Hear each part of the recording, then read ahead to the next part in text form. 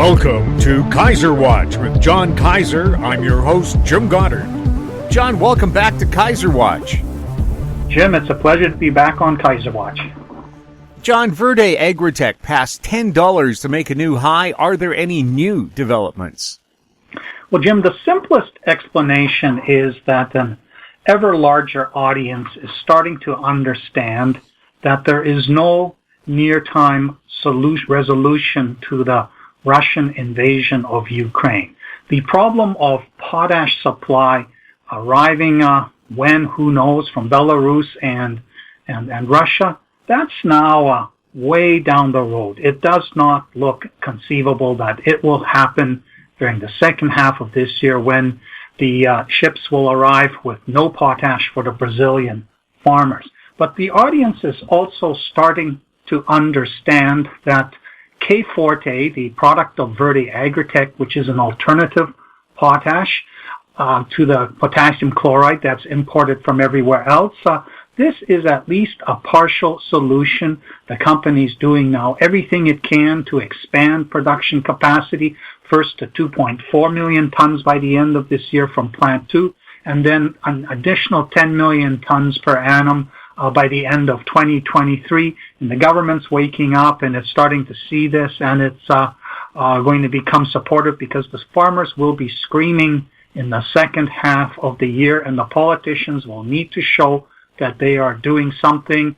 So the market's starting to understand that Verde Agritech is a really big story. But I would like to pause a bit and say, well, maybe the Russia problem will be gone in the second half. I'll have different thoughts in a week. On April 24th, the French vote on the presidential runoff between the current president, Emmanuel Macron, and Marine Le Pen, who has publicly stated that she loves Putin, thinks France should have an excellent relationship with Russia, thinks France should pull out of NATO, and also the Eurozone and be France a great independent country with no immigrants, total authoritarian type of mentality.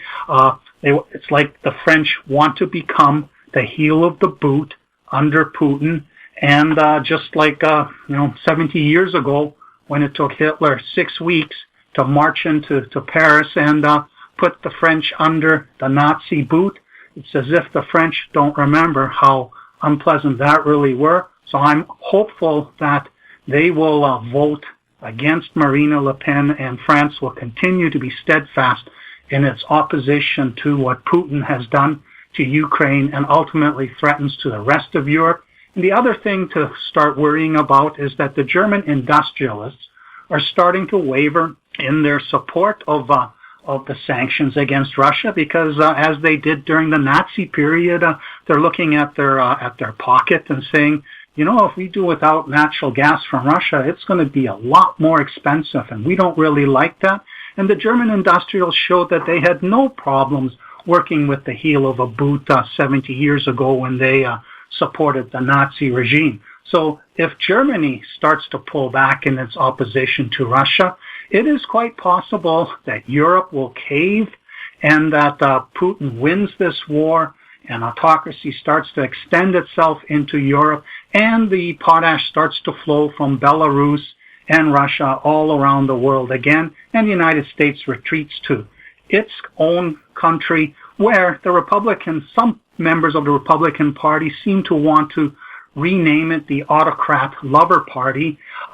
So this is kind of a scary trend that we're looking at, but we'll see in a week if the French are the beginning of the reversal of what's looking so far like a defeat for Putin in terms of asserting Russia's supremacy in the European arena. But the real reason I think Verde Agritech popped up recently, made it through $10, is that people seem to have discovered a Brazilian patent office filing that was made on November 8th of last year, and that was published on March 15th. And it is for a method for adding biological agents, microbes, to a granular to powdered mineral fertilizer product. And that, of course, would be the Forte, alternative potash product that Verde Agritech is now producing and selling in Brazil. And what the significance of this method is that if you apply this potash, this form of potash loaded with microbes, it helps jumpstart the microbial population in soil that has become dead in biodiversity terms as a result of being pounded for too long and too hard with potassium chloride. And if you are interested in what this is all about and don't know yet, track down the Woody Harrelson documentary Kiss the Ground, which goes very much into this process. The microorganisms, the biosphere, it actually helps liberate nutrients that are naturally in the soil. And big ag, the fertilizer companies, they don't really care that the soil gets killed by the saltiness in the potassium chloride style of potash, because they can sell the nutrients to be added in some sort of pre-processed form so that the crops can uptake them and make the crops reasonably healthy. And that, of course, is an extra cost to the farmer, which would be free if the microbes were able to live in this soil. Now it doesn't matter if Verde Agritech gets a patent granted on this, because it has, in effect, a de facto monopoly on several billion tons of this glauconite material, which runs 9 to 11% in Brazil. And they call it green sands also elsewhere in the world, and there are hundreds of deposits out there. In fact, if you go to mindat.org and look up glauconite, you'll see an interactive map which allows you to explore all these different known deposits of glauconite. Strangely, Mindat hasn't figured out that the biggest and richest such deposits are in Brazil, which is conspicuous by its absence from this map. Now, the problem with these green sand glauconite deposits elsewhere in the world is that they're typically 6% or less K2O versus the 9 to 11% K2O. And that means it can't really work as an alternative to the conventional potassium chloride style of potash. But if in the future you can take a 6% glauconite product and mix it with these microbes, you could use it as a soil rehabilitation tool to bring soils back to life that have lost their fertility from being hammered by conventional fertilizers for way too long.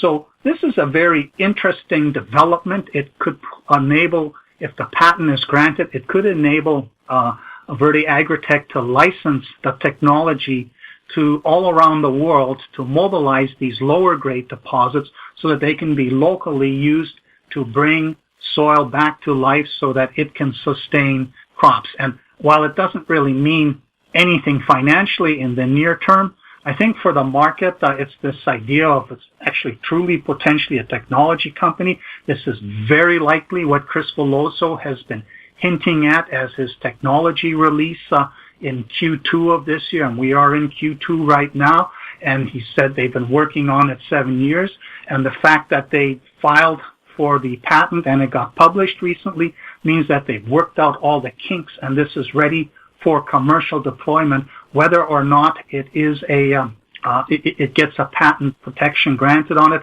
and they will certainly be able to use it in Brazil, where the soil also gets hammered by the fact that it's acidic and it has an awful lot of rain, which removes materials, nutrients, and that from it rather quickly, and requires heavier potassium chloride use than in places like the United States breadbasket, and therefore the Brazilian soils are probably in greater need of rehabilitation down the road to keep their fertility or bring back their fertility. John, Arizona Silver released results for its Philadelphia Gold project in Arizona. How's that story shaping up? Well, they published the results for the first three of 6 holes that they have drilled from a platform at the north end of the Perry vein. Now, the Philadelphia project, it's in Arizona, southwestern Arizona. I introduced it on Kaiser Watch on January 27th during the episode which involved understanding district rethink plays. Because the vein outcrops and in parts is very high grade. It has undergone small scale mining in the past, but the ownership along the patented claims it's about 2 kilometers of strike. It's been fragmented over time. Arizona Silver went in there about 2.5, 3 years ago, staked the sort of the BLM or U.S. Forest Service ground, the open ground around it, and started work at the northeastern end, found that it wasn't really hanging together as well up there, but Greg Hahn spent 2.5 years getting to know the patent claim owners who were still sort of fooling around small-scale mining here and there, and finally last year got deals done that stitched that whole claim package into one continuous land package, and they are now drilling this the vein. It strikes sort of northeast southwest, but it dips towards the east, and it seems to be fairly continuous in many parts, but it has only been checked, with modern drilling down to 300-400 feet, 150 meters, never systematically drilled off because it was all old style, small scale mining. And the important development that emerged last year was they were originally just focused on the high grade vein, which can be 1 meter, 2 meters, 3 meters, and look at it as an underground mining operation. If it goes down deep enough and get enough tons, you can have plenty of high grade ounces, you can revive it. But they noticed that in the parts of the vein, in the hanging wall and in the footwall, there was an envelope of low-grade disseminated mineralization.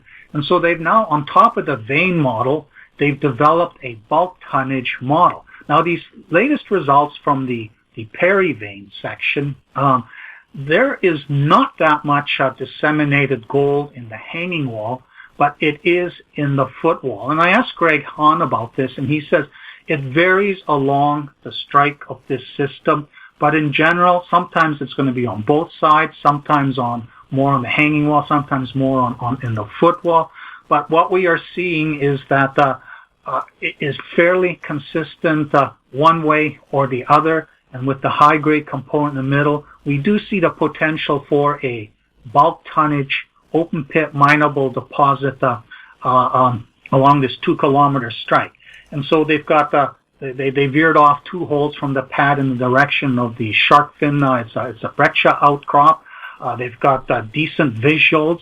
The last hole that's down dip in this particular line where they've drilled all these holes, that has apparently intersected a broader intersection. That isn't just the fact that they're drilling it at a more oblique angle to the dip of the vein. So those assays are still pending. They've moved about 300 meters to the southwest on the Perry vein and are now drilling a similar vertical sequence of holes. They're using a diamond core rig right now so that they can understand the geology.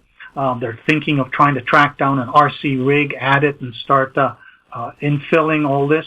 So they now are in the midst of a program that has the potential to delineate either a bulk tonnage system or a high-grade vein system, or one that basically combines the vein, high-grade vein, with the bulk tonnage target. And one of the areas that they hope to get to is to the northeast, where Meridian, way back 20, 30 years ago, where there was some decent outcropping gold, they had drilled 14 or so holes with an RC rig, fairly shallow holes. The problem was at the time the highway went right through it, and there was no way they were ever going to do very much in that particular area. But the highway has basically been abandoned. A 4-lane freeway is to the northwest of this area. So this road that you'll see in the Google Earth maps cutting right through the middle of this is really now almost just like a driveway, a private driveway. So it's not a serious road at all. The company will want to do a fundraising later this year when we get the more results and more evidence of continuity along this Perry vein area. That's when we'll start seeing the stock do better. It is double from where we started it. So as a bottom fish, It's done quite well. It hasn't yet reached quite that stage of favorite. I want to see more pierce points down dip this system and see that this model is indeed continuing along the path that so far it is showing. And, of course, the stock will probably be higher at that point, but there is not that much stock issued fully diluted in this company. So when this gets going, this could become quite a performer with a gold play with a silver kicker in Arizona, in the Oatman district, where there is a couple of mines that are ripe for consolidating additional new deposits, such as the Philadelphia project that Arizona Silver is advancing. Copper Lake published drill results for its Marshall Lake project in Ontario. Did they harpoon a whale within the Deep IP Anomaly? There is good and bad news on that front. I introduced Copper Lake on February 17th based on the Deep IP Anomaly. This project, Marshall Lake, has been around forever.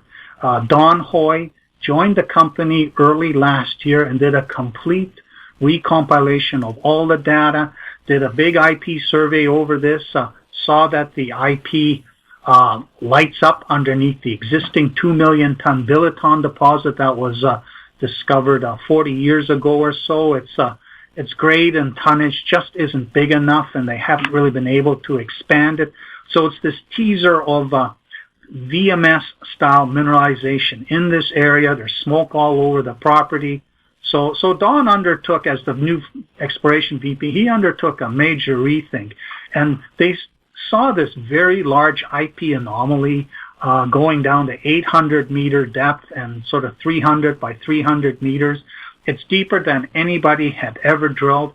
And, of course, with VMS deposits, you're looking for massive sulfides, which have a very strong conductor, whereas the type of signal that an IP survey reveals is more of a low-grade sulfide disseminated sulfide system. It's much more popular to use for exploring porphyry systems, and even then it's more the barren pyrite portion of the porphyry system that you're looking for. But it gives you a vectoring strategy as to where you should be looking.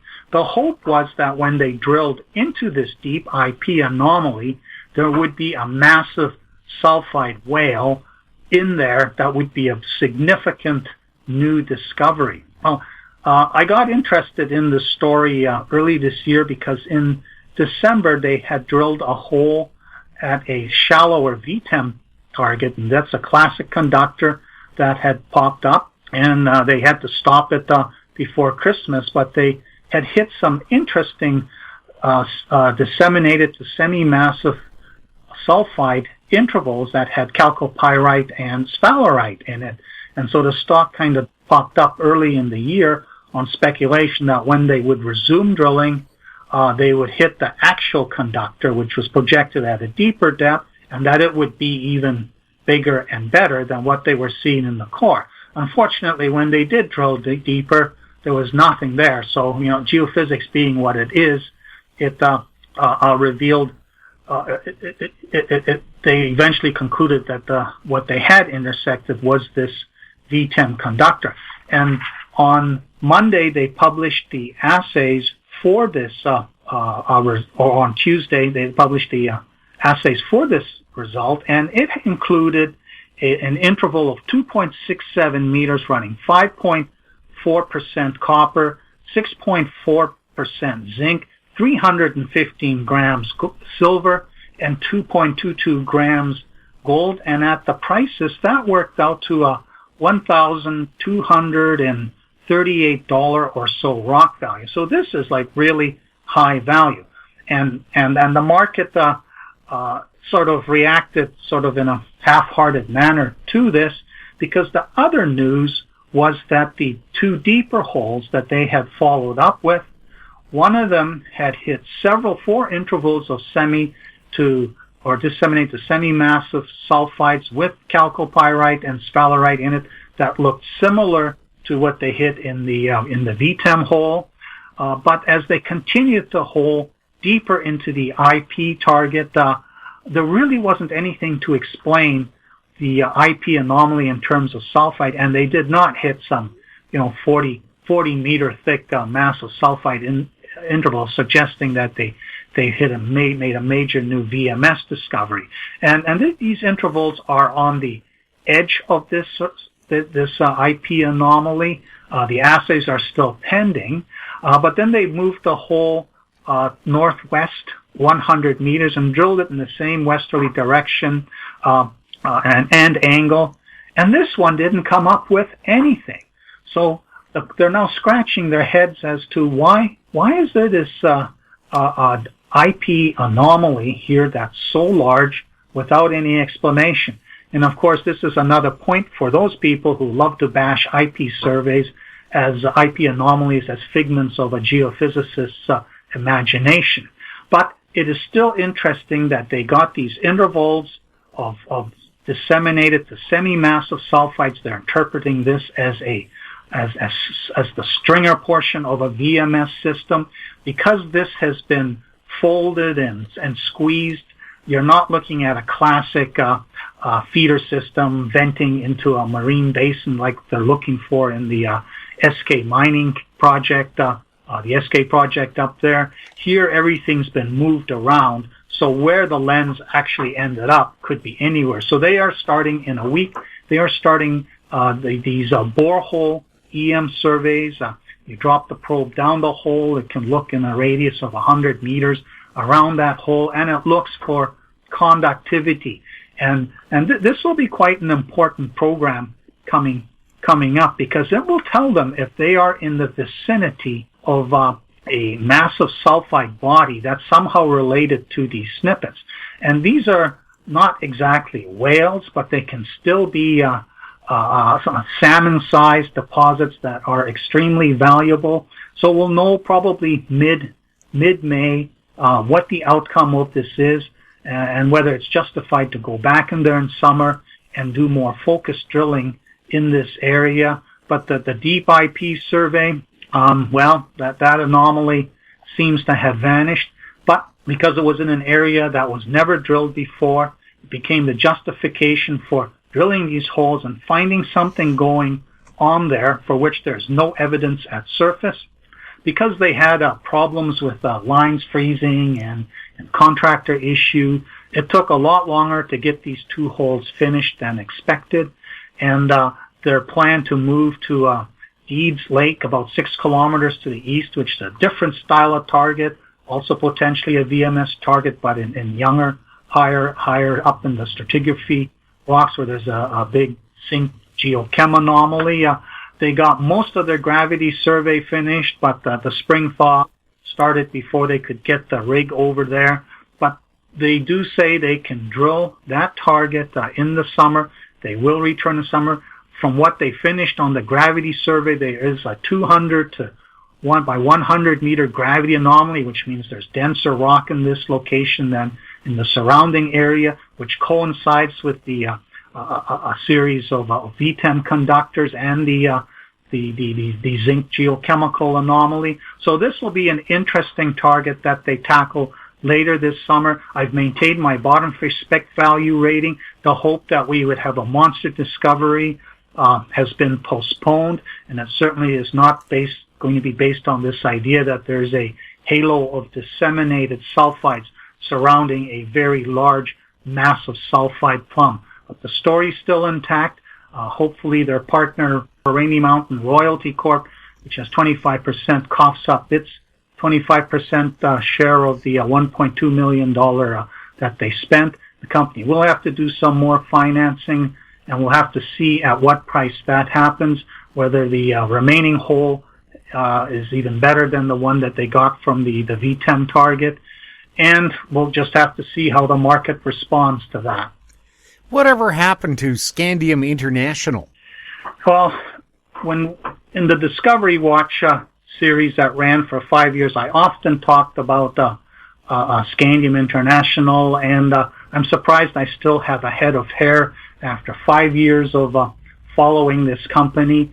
I actually gave up on it at the end of last year. I removed it I discontinued the favorite concept the way it used to be, but I also removed the bottom fish spec value rating from Scandium International, left it unrated, and the reasons were they were about 1.6 million US negative working capital. They had shifted from the Nyngan Scandium development story in early 2020 after they had failed to generate any offtake orders through their letter of intent strategy. And they pivoted to the critical metals recovery and high purity alumina recovery process where they would strip this using ion exchange technology out of the raffinates that are from copper oxide heap leach SXEW operations, before it's sent back to the heap for going through the cycle again. They wanted to strip this out, and this was going to include scandium recovery, but their primary targets were nickel, cobalt. Barrick started talking about this in the second quarter of last year. The company itself, Scandium International, finally admitted that they had this deal with the Nevada Gold Mines joint venture, but it had this crazy concept of, they would 50-50 process the raffinates and generate concentrates, and SEY would build a refinery on a 100% basis. They would buy the concentrates from the Phoenix operation in Nevada, and then upgrade them to a higher purity and sell them on. And this had way too many moving parts. So in November of last year, Barrick and SEY decided, we're going to leave the CMR part for later. We're going to focus on recovering the aluminum that's in there. That is a problem for the efficiency of our leach cycle. Get this out, and if this method for which you've applied for a patent works, we're going to make high purity alumina at a lower price than is conventionally made either from smelter grade alumina, basically from smelter grade alumina, or backwards processed from refined aluminum. And then they went silent again. The company was supposed to raise its share of 2.7 million US of a 15-month study, and we heard nothing. We still haven't heard anything of how it actually went. And this was a reason I kind of gave up on it at the end of last year and just resigned myself. Maybe in early 2023 we'll get a thumbs up from Barrick, in which case this thing will become self-financing. But in the meantime, it's a dead company. Well, apparently the largest shareholder, Scandium Investments LLC, finally got fed up. On Monday, we got a press release that the CEO had been replaced by Peter Evanson, one of the principal shareholders of Scandium Investments LLC, which they own about 70 million shares total. The officers had all resigned. Several directors had resigned. And they said, we are putting on hold the CMR HPA recovery story, and we're going back to the Nyngan development story. And the reason the Nyngan development story had been stalled was that been sort of put aside, was the chicken and egg problem just wasn't solvable. Nobody wanted to commit to an offtake order on a material for which there was no existing primary scalable supply. If you actually got it built, well, then everybody might be there, but maybe not. And if you spent $100 million building this, and you had all the working, the OPEX to deal with as you're producing this, but the buyers are staying away, then you have a bankrupt company. So it was kind of a go nowhere situation. But the Evansons, who have been monitoring this patiently, watching this pivot, and sort of letting the existing CEO try to raise money, which he proved he didn't raise a penny. He wasn't able to raise a penny. They finally pulled the plug on this. And one of the reasons they did this was that in the past 2 years, there's been a change in the whole climate with regard to metals such as scandium, which the United States and the Europeans, they've all put on their critical metals list.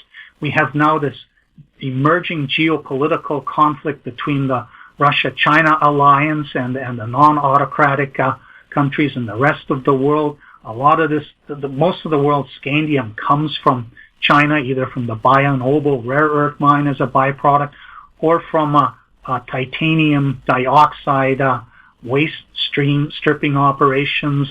This is only from a certain kind that is becoming obsolete, that aren't being used. And there is now the whole ESG movement as part of the whole clean energy transition. And there is now a premium on being able to show that where does your material come from?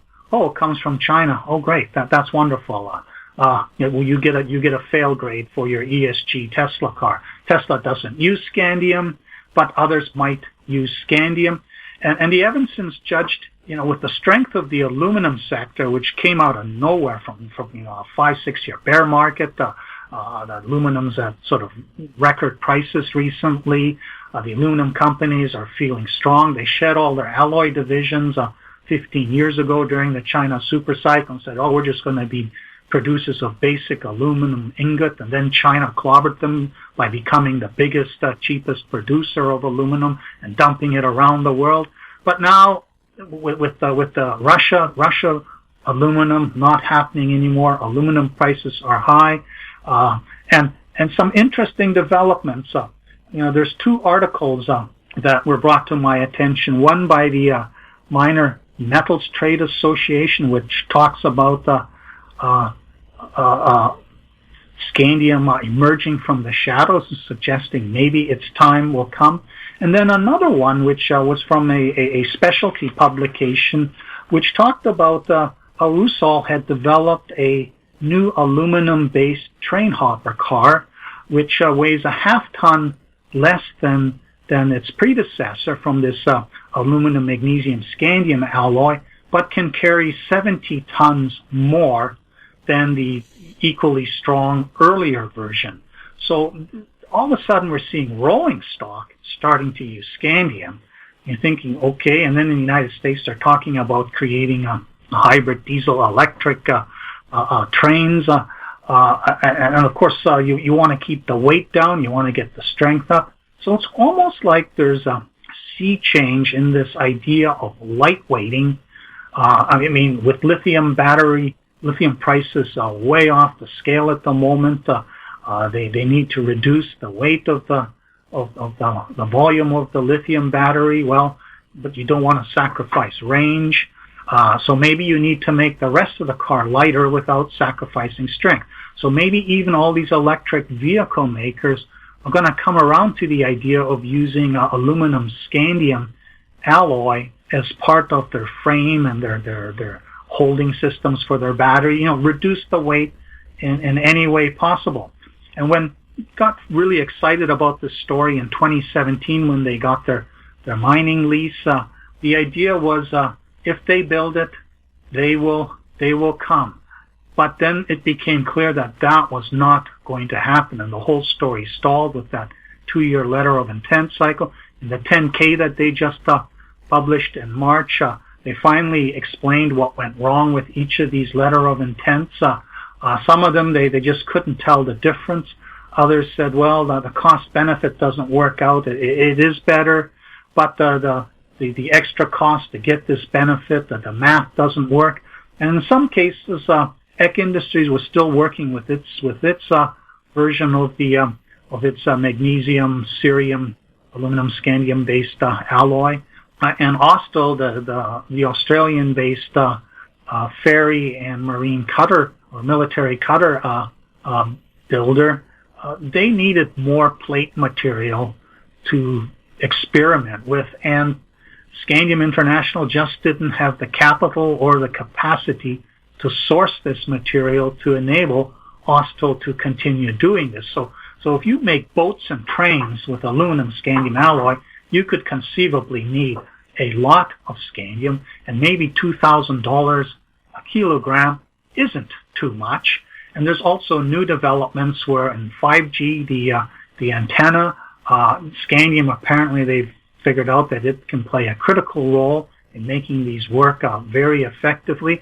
And if the 5G rollout really gets underway, it's conceivable that there could be a lot of demand for scandium for which the $2,000 a kilo price doesn't matter. So the Evansons said, okay, forget this CMR HPA stuff. We have patents for the scandium recovery portion of that, but not yet for the HPA method or for recovering other metals such as nickel and cobalt. Maybe we'll get those in the second half. In the meantime, we should devote our resources not to diluting the company to participate in this study that may or may not have a thumbs-up outcome. Let's go back to Nyngan, put it back on the development track. There are some small permits that are still needed. We will change the management culture to one of a more aggressive marketing group that promotes the story, buttonholes the various end users, sits down with them, explains the story. And that all took place on Monday. I reinstated the bottom fish spec cycle rating. The missing piece, of course, is still financing. And that was put into place on Tuesday when they announced a $3 million Canadian financing. It's about 33 million units at 9 cents, and it includes a full 5-year warrant at 10 3/4 cents. No acceleration clause. A headache with this company used to be that there was a 6-month hold on the long position, and even crazier, a 6-month hold on the warrant after you exercise it, even if it was in the 5th year of the warrant's term. And none of that made it easy to do any financing. Apparently, it's a simple 4-month hold, full warrant, no acceleration clause. It'll probably get done very quickly. The stock, of course, has sunk to the 10 cents level, and some people will sell their stock if they still own it and try to replace it with the full unit. However, this is being done on a first-come, first-served basis. The Evansons through Scandium Investments LLC are taking down $500,000 worth of this financing, and I think the remainder will disappear quickly. The faster this gets done, the more aggressive the rebound will be for the stock, and then we'll see. Okay, is the new management culture going to be different? Do they get things rolling? Do they get the profile up? Do we finally see what we were expecting back in 2017? And in a sense, when I saw the Evansons convert their 20% interest in the Nyngan project into a roughly 20% equity stake in the company, I thought they would end up taking charge of this story and taking it to the next level. Instead, they decided to take a backseat role. They had 2 people on the board. George Putnam said, we need to develop these offtake orders first. They spent 2 years doing that. In the second year, they were blindsided by a screw-up in the New South Wales permitting deposit that resulted in the mining lease being temporarily canceled. It ended up being reinstated in last year, so they have everything there. But other things like getting the surface rights, buying out the farmer, making sure you actually have real water rights, not just conceptual water rights, getting all this stuff together. The Evansons are now in charge. Peter has said he's going to be interim CEO, but I get the sense that he wants to get this thing advanced, not just be a scandium oxide powder producer, but also a growing company, a growth company, and partner more with other groups. And I think partnering means dealing with these end users. And there's a scenario where rather than farm out Nyngan's development to somebody else, as the valuation of the company gets higher, you can raise capex by bringing in these other potential end users as equity participants for whatever the equity portion is. And what's different now that changed in the last 2 years is 2 years ago, if the mine didn't perform as expected, your equity investment as an end user were dead, and you also weren't going to get any scandium for whatever product you wanted to incorporate it with. But now with the critical metals recovery and HPA and innovations for which patents are pending, there's an entirely new track of value creation. Although they've put this on hold, it's not dead. It can be resumed later on, and I suspect they'll wait to see if patents get granted, because if patents are granted, then it makes sense to pursue this. So even if for whatever reason Nyngan gets built and doesn't perform as expected, these other paths of recovering critical metals and making HPA from the waste streams of copper oxide heap leach operations in the United States and fulfilling a major critical minerals deficit in the United States, that itself could end up being worth more for the company than putting Nyngan into production and ultimately scaling it up for full. And I've done the numbers of a scale-up scenario, and if you were to just want to sell this to a Rio Tinto, if you accept $2,000 a kilo as a reasonable price, then you end up seeing something like with the latest dilution that brings it to $414 million. I can see at 10% discount rate and NPV of $1.26 per share Canadian, and at 5%, $2.32 per share. So I think the fundamental value that the market will now start seeing is that this stock's going to end up somewhere in the $1 to $2 range and possibly get bought out, or it ends up becoming its dominant scandium supplier that is able to grow internally. It has the Honey Bugle deposit, which is near Nyngan, which looks very similar, perhaps better. So this company could be a major long-term scandium supplier, as well as a producer of high-purity alumina and recovery of critical metals by partnering with groups like, say, Freeport down the road to recover critical metals that are otherwise going to waste in the heap leach piles. So after 5 years of misery watching this company spin its wheels, I'm optimistic that finally the scandium story is back on track, and it seems to be against a backdrop of renewed interest in the use of scandium as an alloying agent for aluminum. John, thank you so much for the update. You're welcome, Jim. We've been speaking with John Kaiser. I'm Jim Goddard. Comments made on Kaiser Watch are an expression of opinion only and should not be construed in any manner whatsoever as a recommendation to buy or sell any financial instrument at any time. Archived online at kaiserresearch.com.